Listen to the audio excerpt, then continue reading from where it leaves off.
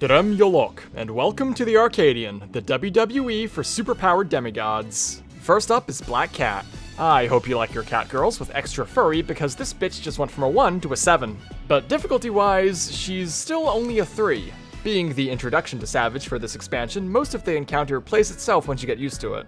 There's plenty of time to plan and react to just about everything. With only a few hours of practice, 9 lives won't be nearly enough. My name's Vera, and I'm here to show you how to declaw this kitty in 7 minutes or less. Set up standard clock spots, light parties, and color partners. It's only turn 1, so nothing fancy yet. I recommend having DPS rotate for partners for some extra consistency. Start the fight in your clock spots. Black Cat will open with her signature move, quadruple crossing. You're gonna get sets of 4 cones fired on the 4 closest players, so DPS need to step up and bait them along intercardinals. Then, they'll swap out with their color partner to bait the second set in the same position. The next 2 sets simply echo the first 2, and since we put them on top of each other, we can completely ignore the second half of the mechanic. This is called the same bait strat, and it will become standardized in Party Finder sooner or later. It's just better, so do it. Unfortunately, I had to join a group doing the crappy strat where supports bait second on cardinals for my kill. Sometimes you've just gotta take what's available. Look at all this extra unnecessary movement. It's disgusting, isn't it? Oh well, it should go away in a week or 2. Biscuit Maker is her adorable little tank buster. It's 2 hits with a vuln, so it's just a standard swap or an invuln. No nasty dot here. Next up is the half-room cleaves. You'll need to remember which order she picks, but not for very long. Black Cat will then spawn 2 clones, which will both cleave in that same order. Here's the trick. Spin around so that your back is to the clone that spawned on the cardinal direction. If she swiped left first, you'll be standing here to the right. If she swiped right first, go left, and then forward. These are the only 2 possible patterns. Once the first swipe goes off, simply run directly through the boss to the mirrored safe zone. While you run, watch the cast for double or quad, which are light party or partner stacks respectively. Go east-west with your healer for double, or find your color buddy for quad. This is why I said having DPS rotate is better, since half the raid will go east-west no matter what. Make a mental note of what you got, since it will be stored in another clone. Now she'll jump left or right and do another quad crossing. Slide on over, handle it the same way, and end the mechanic in light parties or pairs for the stored soak. Simple enough so far. Bloody Scratch is just a moderate raid wide. Good time for DPS to not be selfish and help out. After that, she's gonna have a cat moment and start breaking the glass floor. Ignore all the bullshit and just watch these 2 tiles. She only makes 1 pattern, so one or the other will always be safe. Then, it's just a matter of if you're moving once or twice. 4 tiles will be rebuilt at the end to handle the punting mechanic from normal mode, which will go on supports or DPS one by one. There's a few twists to it though. First, Mommy's clone has a new animation that will step on you and break the tile you're on instead of eating you.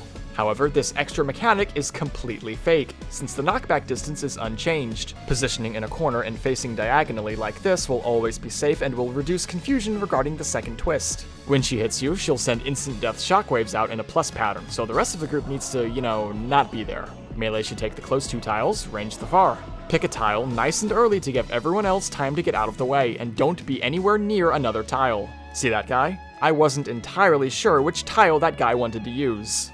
Don't be that guy. There's effectively no enrage, so screw your uptime. You don't want to cause a second-guessing disaster moment and disband the party 3 pulls in. After all 4 go out, you'll get another tank buster and a giant knockback into spreads. Group 1 should shimmy over to the north and 2 to the south to reduce crowding. The ring is being rebuilt during the knockback, but only half of it that looks like this will finish in time. That's where we want to aim. Melee use their fancy new available gap closers, support left, DPS right, and nobody dies. Alright, time for the hard part, so pay attention. You're gonna need to remember a bunch of different directions and orientations. True north and relative north both work, but I'd pick true. Spinning your camera around like a maniac is how you get disoriented, forget shit, and die. First, Kitty will jump left or right and do more cleaves. Then, she'll store both the jump direction and the cleave order in a clone, which can spawn facing north or south. If you're doing true north and the clone faces south, just flip the direction and the cleave order in your head. Afterwards, the boss will face middle, jump left or right again, and do a quadruple crossing.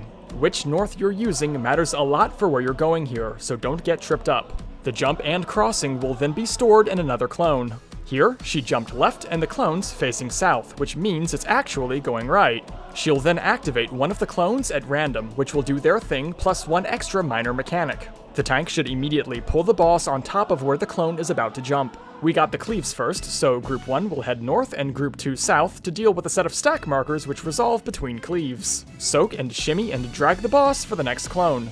The quad crossing clone will try to trip you up by putting AoEs on supports or DPS, potentially swapping your bait order. Adjust if needed and don't hug anyone until the second set of AoEs resolves. There we go, not so bad, right?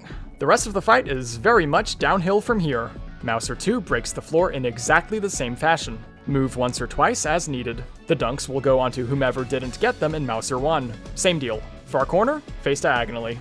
But the rest of the group will need to position for cones that will target one tank, healer, and DPS. Always have tanks to the left, healers in the middle, and DPS to the right within your safe tile. You'll have to stack up sometimes too, but you'll get ages to react to them, so always default to cone positioning. You'll get 2 of each of these. Make sure to swap the tank buster, don't immune this one, go to your assigned sides, get knocked back, and don't grief the spreads when you're this close to the end. Raining Cats, I'm sure Koji named every mechanic she does, is your final hurdle. You'll get 2 tethers along with shared damage cones on the closest and furthest players. Group 1 will hug the boss, and Group 2 will have a ranged player well outside the hitbox to bait while tethers are picked up and dragged north. Stick them on the boss's hitbox for an easy middle point of reference. It'll be, you guessed it, 4 sets of this, which I suppose is her favorite number. Now we could do THMR or something for the tethers, or we could make things a little bit easier since tanks have these nifty little things called invulnerabilities. You already know.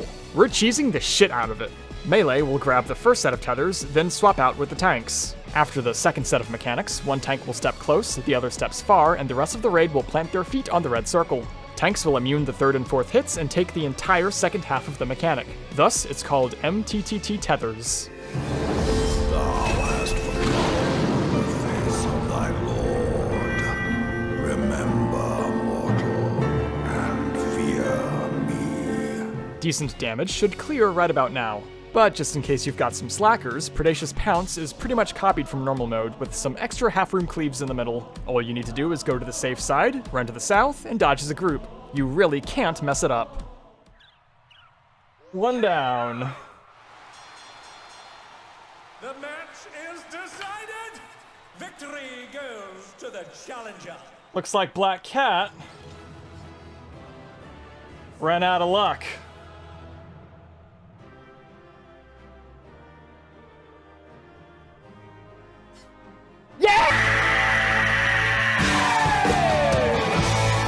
It's all over. Until next time. All in all, not a bad first fight. It certainly clears the shit out of P1, which put me to sleep from the very first reclear. I always appreciate when the tough part is in the middle, not the very end. I'm still mad about P7 a year and a half later. Anyway, hope this was helpful. Thanks for watching. Like, comment, subscribe, and I'll be back with M2 in a flash. May you be blessed.